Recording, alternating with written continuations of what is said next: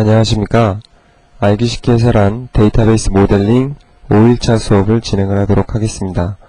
자, 지난 시간에는 이제 개념적 데이터베이스 모델링에서 엔티티를 정의하고 그 다음에 속성을 정의하고 그 다음에 식별자를 정의하는 유형에 대해서 살펴보셨습니다. 자, 그래서 오늘은 개념적 데이터베이스 모델링을 연이어서 정리를 하도록 하겠습니다. 그래서 오늘 정의할 내용은 관계에 대해서 정의를 해보도록 하겠습니다. 그래서 관계의 유형과 관계를 정의하는 방법에 대해서 설명을 드리고요. 자, 그리고 개념적 데이터베이스 모델링을 정리하는 그러한 시간을 갖도록 하겠습니다. 자, 그래서 오늘 수업을 마지막으로 개념적 데이터베이스 모델링은 이제 정리가 되고요.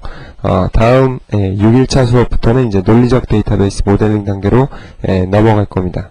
자, 그러면 오늘 강의할 내용을 목차를 보고 설명을 드리도록 하겠습니다. 자, 4장 개념적 데이터베이스 모델링. 자, 그래서 관계라고 하는 부분에 대해서는 지난번에 관계형 데이터베이스 관리 시스템에 대해서 설명을 드리면서 여러분들한테 관계가 어떤 의미를 갖고 있는지에 대해서 설명을 드렸습니다. 자, 그래서 다시 한번 이론적으로 관계에 대해서 정의하는 내용에 대해서 설명을 드리고요. 그 다음에 관계를 맺고 있는 두 테이블 간의 레코드가 매칭이 되어질 수 있는 경우의 수를 차수성이라고 얘기를 합니다.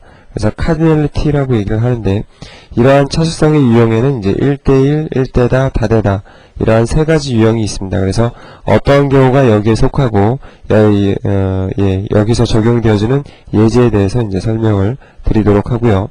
자, 그 다음에 선택성이라고 하는 또 내용이 있습니다. 그래서 선택성을 지정하거나 정의할 수 있습니다. 그래서 업무에 따라서 선택성을 표현할 수 있는 방법에 대해서 설명을 드리고, 그 다음에 관계를 표현하는 그런 어떤 표현 방법에 대해서도 쭉 설명을 드리도록 하겠습니다.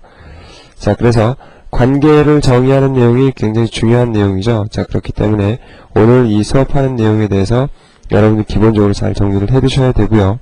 자, 그래서 관계에 대한 정의가 끝난 이후에는 개념적 데이터베이스 모델링은 이제 마지막으로 정리를 하도록 하겠습니다. 자, 그리고 교재 마지막 보시면 개념적 데이터베이스 모델링 마지막 보시면 이제 실습하는 내용이 나와 있거든요. 그래서 여러분들 같이 한번 실습을 해보도록 하겠습니다. 자, 그러면 오늘 본격적으로 수업에 들어가도록 하겠습니다. 자, 개념적 데이터베이스 모델링. 자, 관계를 뭐라고 말씀드렸죠? 지난번에 관계란 업무적인 연관성이다 이렇게 말씀을 드렸죠. 자, 그래서 관계에 대한 정의를 살펴보시면, 자, 두 개의 실체 간에 명명되어진 의미 있는 연결이며 두 실체 간의 업무적인 연관성을 나타낸다 이렇게 얘기를 하고 있습니다. 자, 그래서 실제로 우리가 어떤 두 테이블 간에 관계가 있다 없다 이런 것들을 얘기하기 위해서는 그 두 엔티티 간의 어떤 업무적인 내용을 설명해 보면 됩니다.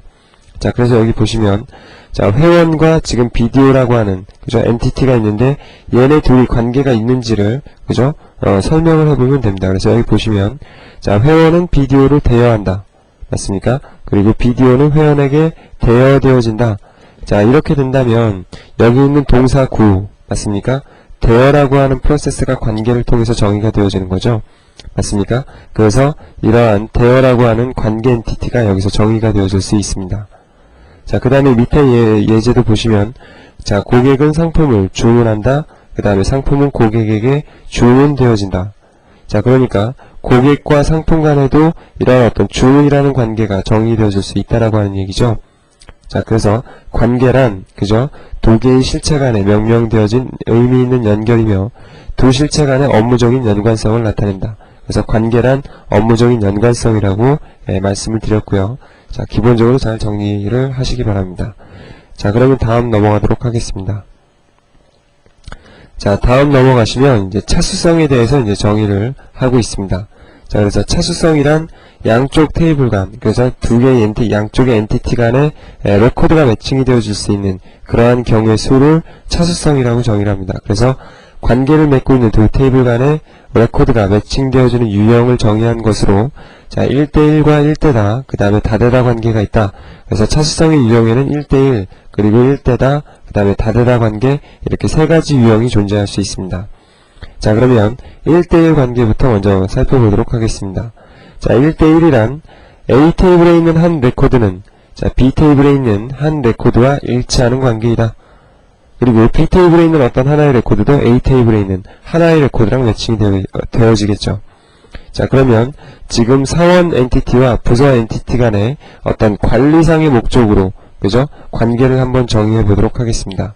자, 그러면 한 명의 사원이 어떤 하나의 부서를 관리할 수 있겠죠. 그리고 하나의 부서는 어떤 한 명의 사원에게 관리가 되어질 수 있겠죠.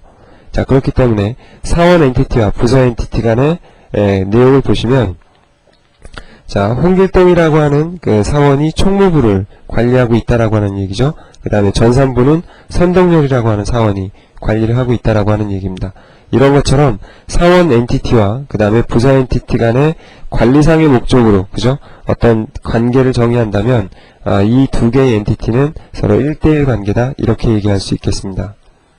자, 일반적으로 이러한 1대1 관계는, 그죠? 대략 전체의 관계에 이용해서 약 한 10% 정도의 관계를 차지하고 있는 게 1대1 관계라고 정의할 수 있습니다. 그러니까 물론 업무에 따라서 많이 다르기는 하지만 기본적으로 1대1 관계가 전체 관계에 유형에서 약 한 10% 정도를 차지합니다. 그러니까 전혀 없는 것도 아니고 그렇게 많은 관계의 유형도 아니다, 이렇게 정의할 수 있겠죠. 자, 그럼 1대1 관계에 대해서 정의를 해봤고요. 자, 그 다음에 1대다 관계로 넘어가도록 하겠습니다. 1대다.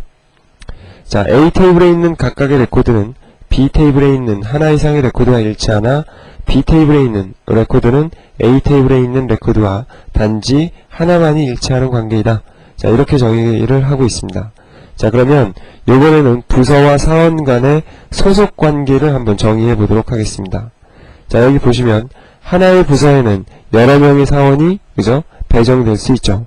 그리고 자, 한 명의 사원은 하나의 부서에 소속이 되어지죠. 맞습니까? 그래서 여기 밑에 있는 내용을 한번 보도록 하겠습니다. 자, 총무부에는 홍길동, 박찬호, 박세리, 이러한 사원들이 총무부라는 부서에 배정이 되어진다라는 얘기죠.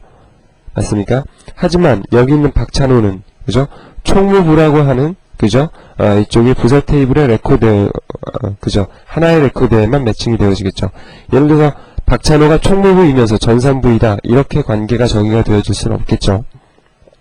맞습니까?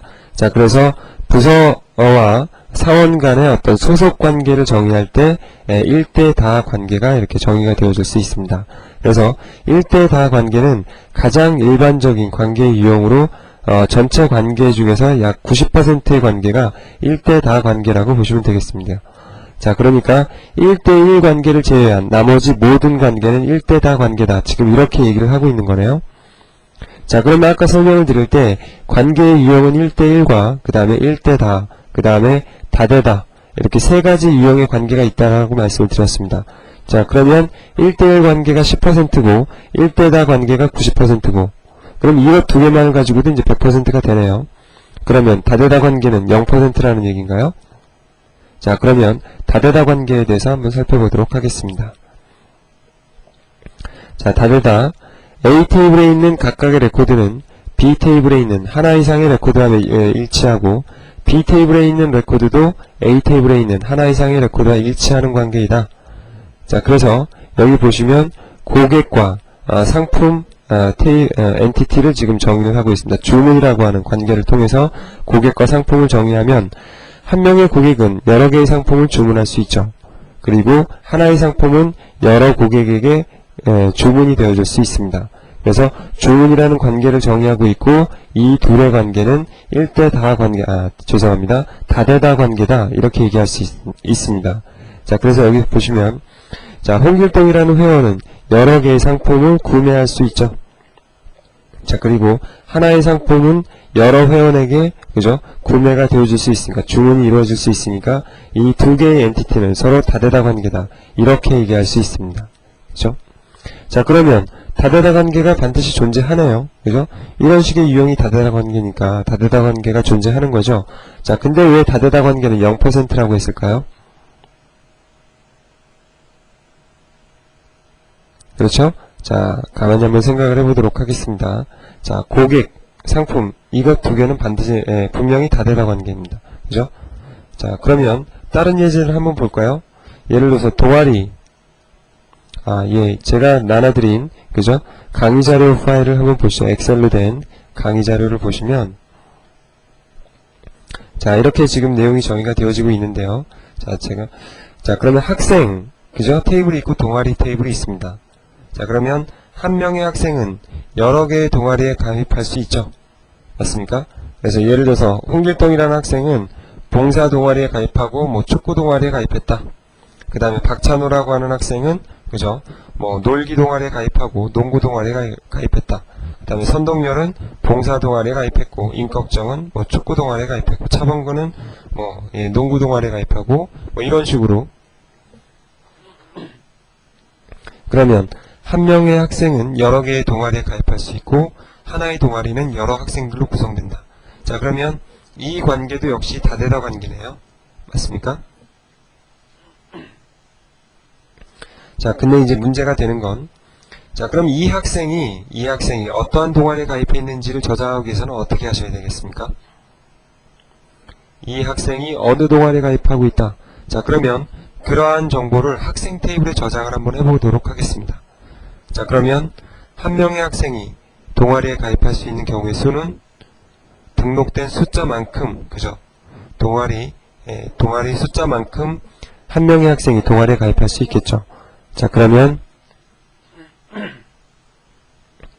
자, 동아리 1 해가지고 예를 들어서 홍길동이라는 학생은 AA라는 동아리에 가입했고, 그 다음에 동아리 2 해서 자, 홍길동이라는 학생은 BB라는 동아리도 가입했다. 자, 그러면 여기서 경우의 수는 그죠? 동아리의 숫자만큼 정의를 해주셔야 되니까 동아리 3, 그 다음에 동아리 4, 그죠? 이런 식으로 그죠? 여러 개의 동아리를 정의를 하셔야 되겠죠.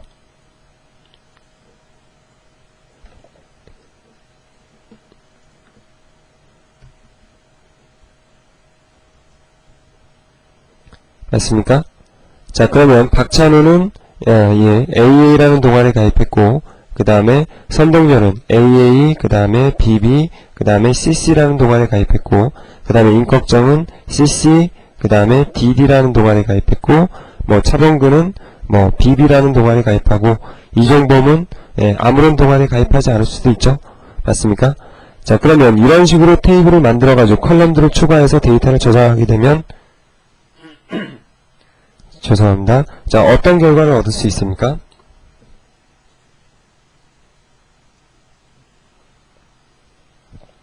자, 여기 보시죠. 자, 이런 식으로 컬럼들을 추가해가지고 어떤 학생들이 어느 동아리에 가입했는지를 보겠다라고 얘기를 하면, 자, 이런 식으로 동아리에 등록한 만큼만 저장이 되어지니까 동아리에 등록하지 않은 이런 숫자의 컬럼들은 다 널 값이 들어가지겠죠? 맞습니까? 자, 그 다음에 이종범 같은 경우는 아무런 동아리에도 가입하지 않았으니까 어떻습니까? 여기 있는 동아리 컬럼에 모두 널 값이 들어가질 겁니다. 맞나요? 자, 그럼 이렇게 널 값이 들어가진 공간들은 쓸데없이 낭비되어지는 공간이라는 얘기죠. 자, 그러면 학생 테이블에 이런 동아리 등록 현황을 저장하지 말고 동아리 테이블 쪽으로 옮겨가지고 학생들이, 그죠? 어떤 학생들이 동아리에 가입했는지를 보겠다 라고 얘기를 한다면 역시 마찬가지로 이렇게 컬럼을 또 늘려줘야죠. 컬럼을 늘려줘야 되는데 컬럼의 경우의 수는 학생 수만큼 늘려줘야 되는 거죠. 맞습니까? 자, 그러니까 여기서도 이러한 상황이 발생할 수밖에 없습니다. 자, 그래서 기본적으로 이러한 다대다 관계는 자, 해소를 해줘야 되는데요. 어떤 식으로 해소를 하냐면 중간에 교차 실체를 추가하고 그 다음에 기존에 있는 실체들과 1대 n의 관계를 형성해줘야 됩니다. 자, 그러면 한번 교차 실체를 추가해 보도록 하겠습니다. 자, 그러면 자, 어떤 학생이 어떤 동아리에 가입했는지를 보려고 하는 거니까 자, 동아리 등록이라고 하는 테이블로 엔티티로 정의를 하도록 하겠습니다. 그죠? 동아리 등록. 자, 그러면 자, 예를 들어서 자, 동아리 등록에는 어떤 컬럼들이 있을 수 있을까요? 여기 있는 좀 사이즈를 좀 넓혀 보도록 하겠습니다. 자, 동아리 등록. 자, 그러면 자, 기존에 있는 실체와 1대1의 관계를 형성한다. 이런 식으로 정의를 하게 되면, 그죠? 자, 여기 보겠습니다. 기존에 있는 실체들과 1대 n의 관계를 형성한다. 자, 그러면 여기 있는 선을 그려봐야 되는데, 자, 그려보도록 하겠습니다.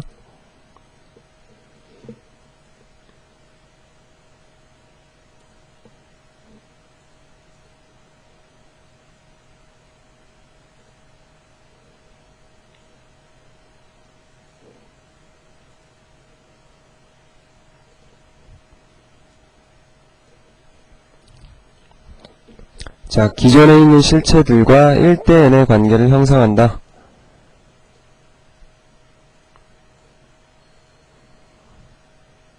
자, 이런 식으로 한번 보겠습니다. 1대 다의 관계를 형성한다. 지금 이렇게 화살표가 되어 있는데, 자, 그러면, 자, 지금 학생 테이블과 동아리 등록 테이블은 기본적으로 관계가 형성이 되어져 있는 상태죠. 그 다음에 동아리 등록 테이블과, 동아리 테이블과 동아리 등록 테이블도 기본적으로 관계가 정의되어져 있는 상태고요.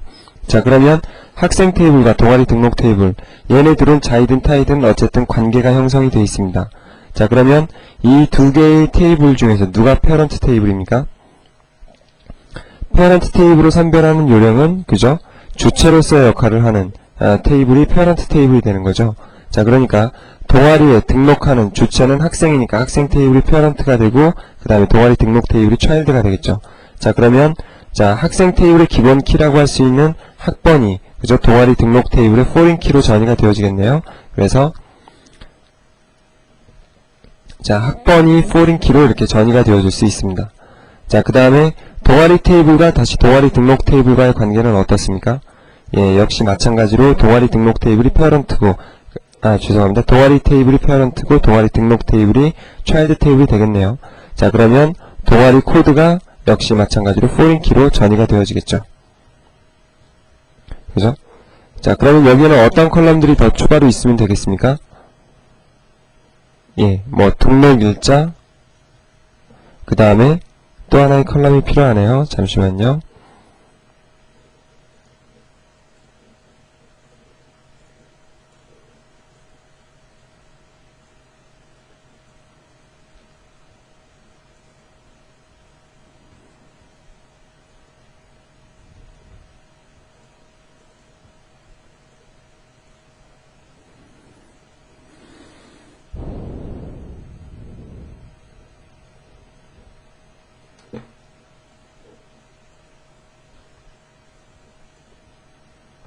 자, 등록일자, 그 다음에 등록 사유, 뭐 이 정도 내용이 정의가 되어주면 되겠죠.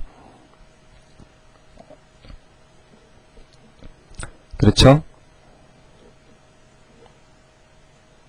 자, 이렇게 됐다고 보겠습니다. 자, 그러면 예를 들어서 1번이라는 학생이, 그죠? 이렇게 정의가 되어진다면 1번이라는 학생이 예를 들어서 AA라는 동아리에 뭐 2002년 5월 05일날, 그죠?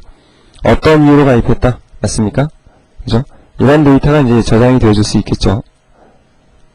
그 다음에 또 마찬가지로 1번이라는 학생이 CC라고 하는 동아리에 2002년 6월 07일날 어떤 이유로 가입했다?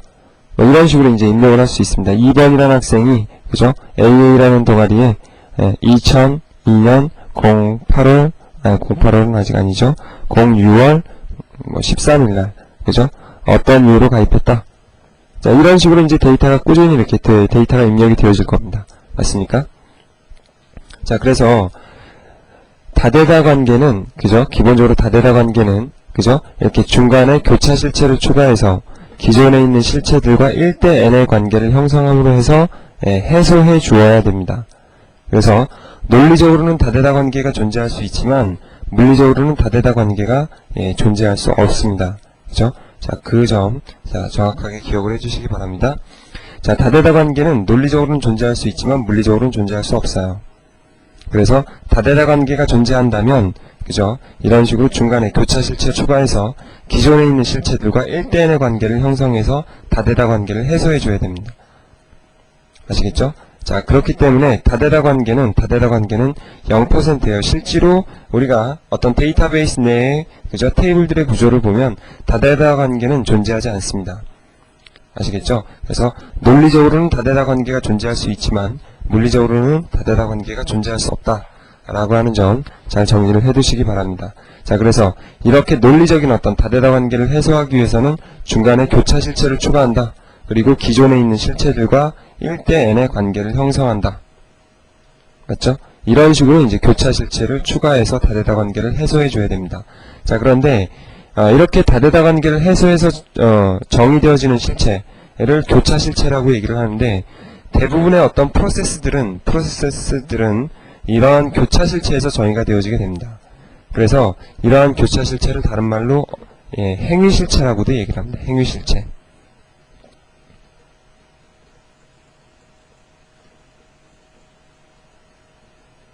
그래서 다대다 관계를 해소해서 얻어지는 교차 실체는 대부분의 어떤 프로세스가 정의가 되어지기 때문에 행위 실체라고도 한다. 그죠? 중요한 내용입니다. 잘 기억해 두시고요. 자, 그럼 여기도 한번 보겠습니다. 자, 한 명의 고객은 여러 개의 상품을 주문할 수 있고, 그 다음에 하나의 상품은 여러 고객에 의해서 판매가 되어질 수 있으니까 주문이라고 하는, 그죠? 다대다 관계를 해소할 수 있는 이런 어떤 교차 실체가 정의되어질 수 있다는 얘기죠. 그러니까 논리적으로는 다대다 관계가 존재할 수 있습니다. 하지만 물리적으로는 다대다 관계가 존재할 수 없다는 거 다시 한번 강조를 드리고요. 그리고 이러한 교차 실체를 추가해서 기존에 있는 실체들과 1대1의 관계를 형성함으로 해서 다대다 관계를 해소해줘야 된다라고 하는 것도 잘 기억을 해두시기 바랍니다. 자, 그러면 이제 선택성으로 이제 넘어가 보도록 하겠습니다. 자, 선택성이라고 하는 건 여기 밑에도 보이시지만 옵셔널과 자, 먼덴터리, 그래서 의무적인 내용을 이제 선택성이라고 얘기를 할 수가 있습니다. 자, 그래서 여기 한번 보시죠. 선택성이란 두 실체 간의 관계가 설정되었을 때 항상 두 실체의 모든 인스턴스 간의 관계가 존재해야 하는지, 아니면 모든 인스턴스에 대해서 존재할 필요가 없는지를 나타내는 부분이다. 그죠? 자, 그래서 여기 밑에 한번 보겠습니다. 어떤, 그죠? 사원이 있고요. 그 다음에 이제 부서가 있죠. 사원이 있고 부서가 있습니다. 그러면 각 부서는, 그죠? 각 부서는 한 명 이상의 사원을 배치받을지도 모른다, 이렇게 얘기하고 있습니다. 이게 무슨 말이냐면 어떤 부서에, 그죠? 사원이 없을 수도 있다라고 하는 얘기예요. 그러니까 부서에 사원이 존재하는 건 옵션이라는 얘기죠. 자, 하지만 자, 각 사원은 부서에 반드시 소속되어져야 된다. 맞습니까? 어떤 한 명의 사원은 반드시 어떤 부서에 소속되어져야만 합니다. 그러니까 어느 부서에는 사원이 한 명이 없을 수도 있어요. 있을 수도 있고, 맞습니까? 하지만 어떤 사원은 반드시 어떤 하나의 부서에 소속되어져야 되겠죠. 그래서 여기에는 옵션이라는 그죠? 내용이 정의가 되어질 수 있고, 여기서는 반드시 있어야 된다라고 하는 먼덴터리가 이렇게 정의가 되어질 수 있습니다. 그래서 이런 식으로 자, 두 실체의 모든 인스턴스 간의 관계가 존재해야 되는지, 아니면 모든 인스턴스에 대해서 존재할 필요가 굳이 없는지, 이러한 것들을 이제 정의할 때 이렇게 선택성으로 이제 정의를 하게 됩니다. 자, 이 내용은 이제 업무적인 내용과 같이 맞물려서 해석을 하시면 보다 더 쉽게 정리를 하실 수 있을 거고요. 자, 이 정도로 정리를 해 두시죠. 자, 그러면 이제 다음 넘어가도록 하겠습니다. 자, 그럼 이러한 이제 관계의 표현에 대해서 이제 한번 살펴보도록 하겠습니다. 자, 그래서 관계의 유형은 실질적으로 1대1과 그 다음에 1대다, 이러한 관계의 유형이 있다라고 말씀을 드렸죠. 그래서 그리고 또 하나 이제 밑에 이그젝틀리라고 되어 있는데, 이 내용에 대해서는 조금 이따 설명을 드리도록 하겠습니다. 자, 그러면 1대1의 유형에 대해서 한번 살펴보도록 하겠습니다. 자, 이 내용을 지금 첫 번째 내용이죠. 이 내용을 어떤 식으로 해석하냐면, 실체 1에는 반드시 하나의 레코드가 존재해야 되고, 실체 2에도 그것과 대응되는 반드시 하나의 레코드가 존재해야 된다. 그죠? 1대1 관계입니다. 실체 1에는 반드시 하나의 레코드가 존재해야 되고, 그것과 대응되는, 그죠? 실체 2에도 반드시 그것과 대응되는 하나의 레코드가 존재해야 된다. 자, 그 다음에 두 번째 유형 보시면은요, 실체 1에는 반드시 하나의 레코드가 존재해야 되고, 실체 2에는 그것과 대응되는 레코드가 있을 수도 있고 없을 수도 있는데, 있으려면 하나만 있어라, 이런 얘기입니다. 자, 다시요. 실체 1에는 반드시 하나의 레코드가 존재해야 되고, 실체 2에는 그것과 대응되는 레코드가 있을 수도 있고 없을 수도 있는데, 있으려면 하나만 있어라, 이렇게 표현을 합니다.